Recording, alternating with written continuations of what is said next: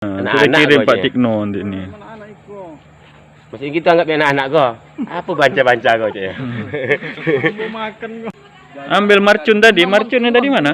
Dia ke situ. Pelak yang sini, pulang. Kajian. Ya, hati-hati ya.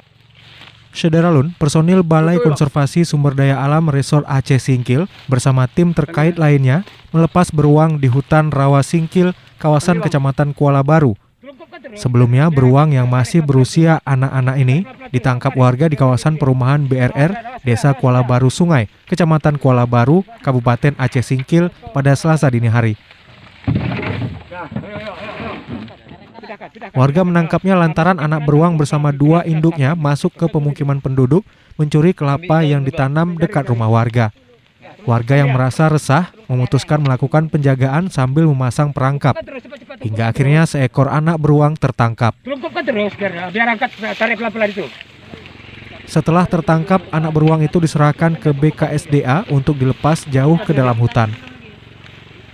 Sementara itu, 2 ekor induk beruang diperkirakan masih berkeliaran di sekitar belakang kantor Camat Kuala Baru, sehingga warga masih diliput rasa cemas jika sewaktu-waktu sang induk beruang kembali datang ke perkampungan. Dari Singkil, Dede Rosadi, Serambi On TV. Malu dia.